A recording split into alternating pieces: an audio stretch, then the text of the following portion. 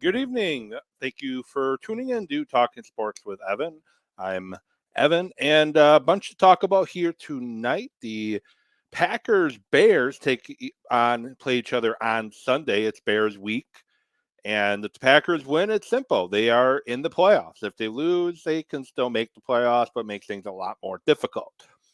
One of the agenda items to talk about here tonight. Other agenda item, I'm going to talk about my top 5 Wisconsin sports moments in 2023. There's a bunch of sports events that happened in 2023.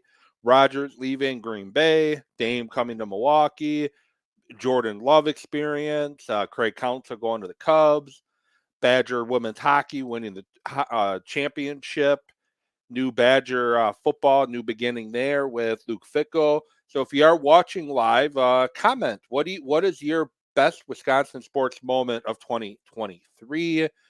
I'm going to talk about those if you comment on them throughout the show. You can find me on Twitter at Evan Witt Sports, or you can find me on Facebook, Talking Sports with Evan, or on YouTube, look up Evan Witalison. And again, want to thank you all for tuning in. So I'm going to talk about those. Happy New Year to everybody. Hope your 2024 is off to a great start. And have a, well, I guess, I don't know if announcement's the right term, but I have an update on the direction of this podcast and what direction I'm going in. And no, the show is not ending. I'm sure some people who follow me are probably groaning and wishing it would come to an end, but no, the show is not coming to an end. I just have a couple updates on what 2024 is going to look like for me in the sports broadcasting realm. 2023 brought me a lot of great experiences in sports. The Racine Raiders won the national championship in their league. The Marquette University High School Hilltoppers won the state championship, a game that I called at Camp Randall Stadium a couple months back. And just got to call a basketball game just the other night. Earlier this year, last year, I got to call a basketball game. And the podcast, the show. I've been trying to build this show, and I like the direction it's going in, and I'm going to let you know what direction that's going to be in towards the end of the show. I also have a guest coming on next week, which I will mention later on too. So I think what I'm going to start with here tonight is it's 2024 now, and there were some sports moments in 2023 that to me were some of the top sports moments in the state of Wisconsin. I'm going to go through my top 5 fairly quickly. After that, going to jump to Packer Vikings, followed up by Packers and Bears, and then give some comments on the state of the Milwaukee Bucks, and then mention what the 2024 looks like for the show and for me. So 2023, as I said to start the show, had a lot of fun and exciting things happen and a lot of heartbreaking moments happen. I think my number 5 moment for the state would be Marquette, the Big East champion. So Marquette coming into the year, they were not projected to finish first in the Big East when the 2022-2023 season started. They were not projected to finish first in the Big East. But not only did they win the Big East tournament, Big East regular season, they also won the Big East Conference tournament and got that to a 2 seed in March, where unfortunately they lost in the second round to Michigan State. But it was probably the best season Marquette had in a very long time, and they got an NCAA tournament victory. Great to see. Now, I am a Badger fan first. You can see the Badger flag over my right shoulder. But I do cheer for all Wisconsin teams. And I think it's great when Marquette and Wisconsin are both playing very good basketball. And I think it's great when Wisconsin football is playing very well. But Tyler Kolek and Cameron Jones and company led Marquette to the conference tournament led Marquette to the Big East regular season and then conference tournament. And they took that win, that Big East championship, and second round in March. They took it to starting the year at number 5 in the country in the 2023-24 season. Got as high as number 3 in the country, and they're currently number 7. And as of right now, sit at 11-3 overall. I think it's good. As I said, when Marquette's playing good, I think it's good when Wisconsin's playing good. My number 4, the NFL draft is going to Green Bay in 2025. That was announced this past year in 2023 that the 2025 NFL draft will be hosted in Green Bay, Wisconsin. Still waiting for the details to come out on how that is going to look. But the 2025 draft is coming to Green Bay, likely going to be around the Titletown district, around Lambeau Field and or in Lambeau Field. We'll find out exactly what that looks like. It's going to be a huge boom for the city of Green Bay, the state of Wisconsin, and that whole region in general. The Green Bay area, the Fox Valley area, Appleton, Dork County, Sheboygan, Fond du Lac, that whole area, it's going to be a huge boom to their economy. It's great for the state, great for the city. And Bob Harlan and Mark Murphy, yes, you can be annoyed at Mark Murphy if you want to when it comes to him handling the team side of things, but as a business side of things, so Bob Harlan started with the vision on what he wanted the Green Bay Packers and Lambeau Field and that area to look like, and he started it, got a stadium referendum passed to help improve and repair things that needed to be done at Lambeau Field, and got the start to that Titletown district area. And then Bob Harlan took it to a whole new level. I mean, Mark Murphy took it to a whole new level, took Bob Harlan's vision, put it into place, and put his own vision into place, building up that whole Titletown district where you had the football field, the sledding hill, the brewery, the hotel, and also improvements to Lambeau Field, including upgrades to the scoreboards and seating area. So all that hard work from Murphy, from Harlan, is going to pay off big time in 2025 when the NFL brings the draft to Green Bay. And I'm not going to lie, when the NFL decided that they wanted to start moving the draft around from city to city out of New York, I was a little unsure about that because to me, like the NFL Combine, I think needs to stay in Indy. I felt the same way with the NFL draft in New York. To me, it just fit perfectly. Radio City Music Hall, New York, I thought it was perfect. But the NFL has done a great job in every city that they've placed the draft in. Nashville, Vegas, you had Philly, Chicago, and this year it's going to be in Detroit. I think they've done a great job in every place they've gone, and we'll see how it does in Detroit. And I think that'll be a good test to how it operates in Green Bay. And as I said, I think it's a great thing for the state, great thing for the city. My number 3 top Wisconsin sports moment is a negative one, but Craig Counsell goes to the Chicago Cubs. So Counsell came into the 2023 season in the last year of his contract. In the final year of his contract, it was stipulation of is he gonna take some time off to spend time with his family? Is he gonna sign an extension in Milwaukee? Is he gonna sign an extension someplace else? And the city that was thrown around, especially after David Stearns went to New York, was that he was going to be the manager of the New York Mets. That's what a lot of people assumed, like I said, when David Stearns went there. He lets his contract expires, and he interviews, I believe, in Cleveland, set the interview in New York for the Mets, and all of a sudden he takes the job with the Cubs. And I don't blame him, I guess. 5-year, $40 million deal. He's still close to home.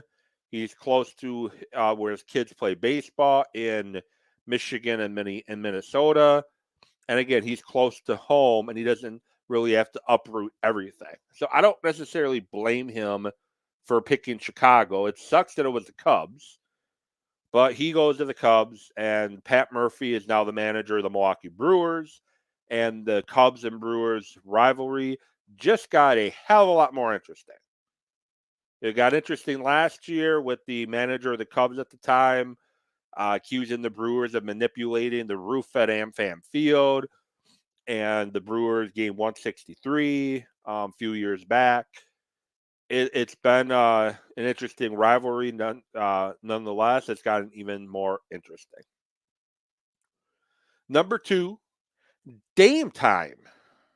Damian Lillard is a Milwaukee Buck, former Portland Trailblazer guard. It was speculated and assumed that he would just go to Miami. That's where he wanted to go. That's where it looked like he was going to go. That was everybody just assumed was going to be the location. And then out of the blue, on a Wednesday, we get a notice on all of our phones that it's being reported that Dame time is coming to Milwaukee in a 3-team trade. It sent Drew Holiday to the Trailblazers at the time and Grayson Allen to the Suns. There are some other pieces moved around in that trade, but Dame goes to Milwaukee. And since Dame has been in Milwaukee, the Bucks have one of the top 5 or 6 offenses all time in NBA history in offensive efficiency. Giannis and Dame just showed last night in a fourth quarter where they, at one point, they had scored 22 straight points together in the fourth to help lead Milwaukee to that much more narrow victory against the Spurs than it had to be. Defensively, Bucks leave a lot to be desired right now. Their bench leaves a lot to be desired, but I'm excited for what this Milwaukee Bucks team could do come playoff time if they retool a couple things and get things figured out. And the biggest sports moment to me in the state of Wisconsin in 2023 is Aaron Rodgers gets traded to the New York Jets. Had a Hall of Fame career in Green Bay. His first season starting 2008, led the Packers to the Super Bowl in 2010, won 4 MVPs during his time in Green Bay, brought a lot of great celebrations and highlights and jubilee, especially against the team that the Packers are set to play Sunday against the Chicago Bears. The infamous Aaron Rodgers, "I still own you" comment after running in a touchdown in last season's game. "I will always own you." And Rodgers had kind of the relationship had been poor pretty much since Gutekunst took over. People point to Jordan Love being drafted as the start of the rift between Aaron and Green Bay. I put the rift starting when the Packers decided to release Jordy Nelson. I think that's when the rift really started with Aaron Rodgers, and the drafting of Jordan Love was just the icing on the cake that totally put him off the deep end. But it was just an odd couple years. The last couple years of Aaron Rodgers' tenure in Green Bay, just very odd. The COVID toll, the vaccinated versus inoculated, the suspension, not the suspension, but the sitting out a game due to testing positive for COVID, the views he's been talking about on Pat McAfee's show, the darkness retreat, and ultimately the trade. And I think the Packers long term are better off moving on from Aaron Rodgers. I know short term they had a $40 or $50 million hit in dead cap money after the trade.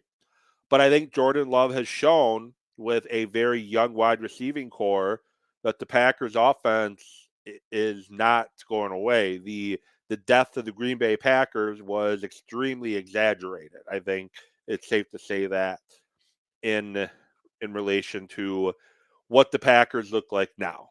Unfortunately for Aaron, tore his Achilles in the fourth or fifth play of the regular season opener on Monday Night Football, and his season came to an end. Week 1, we'll see what 2014 with the Jets leaves for Rodgers, but the Packers seem to be better off with the trade, as hard as that is to believe, because Aaron Rodgers is a Hall of Fame quarterback, and from a talent perspective, love him or hate him on his personality and what he likes to share, love him or hate him, he's probably the most talented thrower of the football that Green Bay has ever had. And it kind of brings me to, I guess, the Packers. And again, if you do want to share what your top sports moments are in 2023 for the state of Wisconsin, feel free to comment on the video. You can find me on X or Twitter at Evan with Sports. You can find me on Facebook, Talking Sports with Evan, or on YouTube, Evan with Allison. Leave a comment and let me know what your top sports moments in 2023 were. I would love to hear them. I would definitely love to hear what you feel those moments are. Moving on, mentioned that I was going to talk some Packer and Vikings. The Packers, December 31st, beat the Minnesota Vikings 33-10 to give the Packers the opportunity to be in a situation, the exact same situation they were in this time last year, of if they win, they are in. And if the Packers don't beat the Bears, they still could make the playoffs, but I'll talk about that in a moment when I talk Packers-Bears. But I don't know if you all remember. I'm sure you do. But January 1, 2023, the Packers are in Minnesota to take on the Vikings. Maybe it was in Green Bay. Either way, they're playing the Vikings. And the Packers play a near perfect football game. Offensively, they look good. Rodgers looked sharp, probably the sharpest he'd looked all season to that point. The defense shuts down Jefferson, and Kirk Cousins plays probably the worst game he's played that entire season. This past Sunday, December 31st, 2023. So, yeah, the Packers bookended the start of 2023 and the end of 2023 by humiliating the Minnesota Vikings. And in this one, Packers come in needing to win to set up a win-in situation. Jair Alexander suspended for the game due to his conduct, which I support the suspension, and I'm excited to see if it's lit a fire competitively under Jair, which, let's be honest, we've not seen that competitive streak from Jair when he's been on the field at all this season. But when Jair is focused, he is one of the top corners in the NFL. He just needs to be focused more. But anyways, no Jair going up against Jefferson, going up against Addison, a team that humiliated you a few weeks prior. It was also Kirk Cousins' last game of the 2023 season when he ruptured his Achilles. But Jalen Hall gets the start against Jordan Love and the Green Bay Packers. And the Packers, starting in that first quarter, set the tone, jumping out to a 10-0 lead after one, and just really never looked back. The Vikings got it to 10-3, and then the Packers scored 13 unanswered points to end the second quarter, scored a touchdown in the third, got a field goal in the fourth, and the only Vikings touchdown in the game happened due to a muffed punt that the Vikings recovered deep in Packer territory. They didn't need a lot of time to score. But it's like the Packers played the perfect ball game on offense and defense. And I know defensively it helped when you're going up against Jaren Hall, who in the first half ended up going 5 of 10 for 67 yards and an interception. And Alexander Madison and Tyler Chandler could not get the running game going at all. They combined for 13 carries between the two, and Chandler had 40 yards. Madison had 17, and Jalen Hall, who's supposed to be more of a run threat, had 2 carries for 4 yards. Jefferson was held to 5 for 59, Addison 3 for 28. The one touchdown went to the tight end, Johnny Mund, who had 4 catches for 39 yards, including the Vikings' one and only touchdown.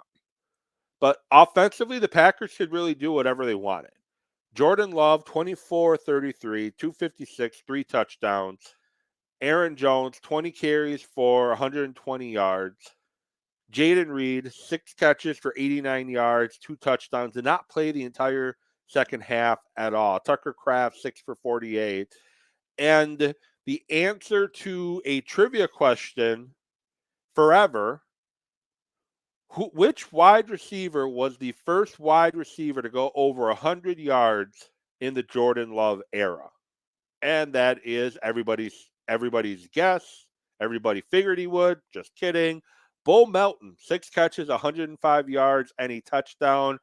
Practice squad call up and getting more reps lately with some injuries. Wicks didn't play in this game. Reed left at the end of the first half. Melton took advantage of the opportunities he got, and he ran with it, including getting a touchdown in this game. I don't know if Bo Melton's going to be anything more than a replacement level player, but he definitely made the most of it Sunday night against the Vikings with his 6 catch, 105-yard performance. Tip your hat to Bo Melton. Heath added a catch. Romeo Doubs had 3 catches. Aaron Jones had a catch. And Ben Sims, former Viking, Ben Sims had a catch. And defensively, probably one of the best games the Packers played all season. And I understand, and I agree that it was going up against a third and fourth string quarterback in Jalen Hall and Nick Mullins. But I think overall, though, even with that, the Packers tackled well. They got after the quarterback. They got sacks. They got an interception in Corey Ballantyne. Quay Walker had a sack. Nixon had a half a sack. Isaiah McDuffie had a half a sack. Preston Smith had a sack. Wyatt had a half a sack. Colby Wooden had a half a sack. So the Packers got after Kirk Cousins. Not Kirk Cousins, I'm sorry. Jalen Hall and Nick Mullins. They got after them, and they made those quarterbacks in Minnesota's day extremely difficult to move the football. So I started this segment talking Packers-Vikings, bringing up the bookend of January 1, 2023 and December 31st, 2023, the bookend of beating and humiliating the Vikings start the year to end the year. And both wins put the Packers in position to have a win, and they are in situation last year. This year, same thing happened. They humiliate the Vikings to end the year, and now they start the year kind of like deja vu, playing a division opponent at home who really has nothing to gain except beating you and keeping you out of the playoffs. That's all the Lions had to play for last year after the Seahawks beat the Rams. So the only thing the Lions had to play for last year was if they beat the Green Bay Packers, the Packers don't make the playoffs. And that's kind of the same situation where we see ourselves in again this season. Again, the Packers could make the playoffs with a loss, but if they win, they are in. And I am a little worried. I am a little nervous about this game because, and I say this, I like Matt LaFleur. You all know that. Overall, I like Matt LaFleur. However, in these type of situations, the team has usually struggled or failed in when they've been in these type of situations. You go back to the Matt LaFleur's first season, they make the NFC Championship game, fly out to San Francisco. They win, they're in the Super Bowl. And I know San Francisco had them out. They were a better team overall anyways. But the Packers come in. They look unprepared. They get outcoached, outmanned, outgunned, just physically beat the entire game. and the 49ers go on to the Super Bowl where they lose to the Chiefs. The following year, the Packers get what they want. Aaron Rodgers finally has an NFC Championship game at home against Tampa Bay.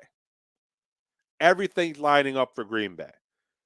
The Packers just got done a week prior playing a perfect game at Lambeau Field in a snow globe against the LA Rams. They play nearly flawless football for 4 quarters against the Rams. Move on, play Tampa Bay, and they look unprepared. They look not ready. They get out physical. They get punched in the mouth, cannot respond, and the game plan part of my language, look like shit. And your top players, Jones, Adams, and Rodgers, all probably played their worst game of the entire season in that game. And defensively, they couldn't make stops when it mattered most. They got 3 interceptions of Tom Brady. But at the end of the day, right before halftime, right at the end of the game, after the Packers kicked the field goal, they couldn't get stops when they had to. San Francisco in the playoffs the following year, divisional round. If they win, they move on to the NFC Championship game to end up taking on the Rams. I want to say the Packers were the 1 seed again. The better team than San Francisco, in my opinion. They go in offensively. They look unprepared. They get out-physical, out-coached, out-manned, and they lose on a last-second field goal to San Francisco. And we all know how last season ended. After playing a perfect game against the Vikings the week prior, Detroit comes into Lambeau Field, out-physicals, out-mans, out-coaches the Packers. They look unprepared, unmotivated, poor game plan offensively. The defense fought, but again, they couldn't get a stop when they needed it most, just like the year prior, and they lose to Detroit. Detroit sends the Packers home. So the point I'm making is this type of situation has not been Matt LaFleur's strong suit, where you go into a game when you just got done playing a perfect game. And look, earlier this year, they just completely wiped the floor with Kansas City. And I know Kansas City made it close at the end, but overall, they just wiped the floor with Kansas City. If they beat the Giants, we're not in this situation, and they lay an egg in New York. So I do have some concern because Detroit last year started out very bad, got hot going into week 18, and they used that to catapult them to a hot start this year. Chicago started the year very bad. They trade for Montez Sweat, and they start running the offense a little bit more efficiently. And the Bears are a hot team right now, just like Detroit last year. So I am a little nervous that we are pretty much deja vu all over again type possibility, because it's kind of shaping up exactly like last year. So the nice thing is you have the opportunity to avenge those demons from last year. Jordan Love's your starting quarterback now. Your young receivers are playing extremely well. If Elton Jenkins is healthy and can play, the offensive line has played extremely better. There's no reason why the Packers should not be able to move the football against the Chicago Bears. There's really no reason why Jordan Love cannot move the football against the Chicago Bears. The defense for the Bears is better, but they're still not that good. Aaron Jones looks healthy finally. Watson will be back. Reed will be back. Wicks will be back. Tucker Kraft, Luke Musgrave is likely back. And as I mentioned, the offensive line has played extremely well. The area where the Packers offensively need to be extremely concerned with is Montez Sweat. There's really nobody else in the Bears pass rush that you really have to worry about. There's not. If you can slow down Sweat, easy peasy, but slowing him down is not that easy. Zach Tom and Walker are going to have their hands full, and they like moving Sweat around. They like moving him around from end to end. So everyone's going to have their chance to go up against Montez Sweat. Linebacking core, slightly above average, I would feel, in Chicago. They're going to be likely without their best corner, who is doubtful with a shoulder. So that's going to be a hit. And if Jordan Love can get time, the Packers should be able to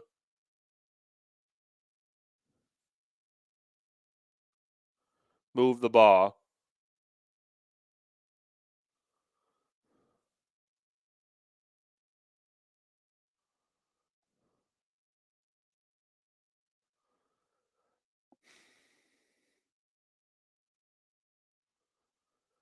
Okay, so sorry about that. Just looking at some comments that were being left. But anyway, Packers should be able to win this game. They should be able to move the football. They should be able to uh,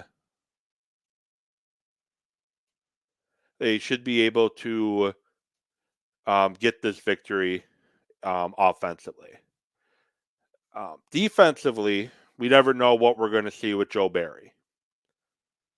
They had a good game plan last week against a bad quarterback, and it worked. This week, Justin Fields is no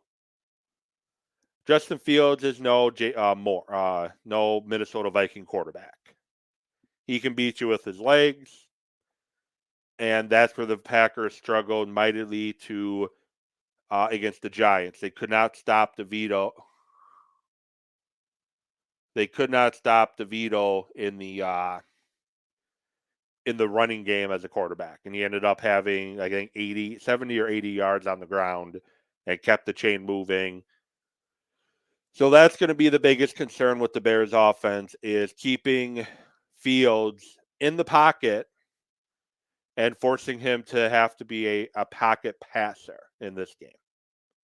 That's what's going to be key for the Packers defense. If they could do that, they should be fine. But unfortunately, they haven't shown they can do that. And they're going to probably have to play a lot of zone. And they don't play zone defense very well. So with that said, thank you for watching the show. I'm going to end the show here. Tuesday, Tristan Thomas from Tosh Sports will be joining me to give a state of the Bucks report and talk some Packers, hopefully playoff game. And what I will be doing I will be having more content and more shows in 2024. So those that are leaving the bad and nasty messages in the comments on YouTube, sorry, hate to break it to you, you're going to see more of this fat face in 2024. I'm going to feature a show a week talking NFL draft and tying it back to the Green Bay Packers. With that said, hope you have a great rest of your night. Have a good weekend. For those that are leaving the nasty comments, get a life, and I'll get back at you next week.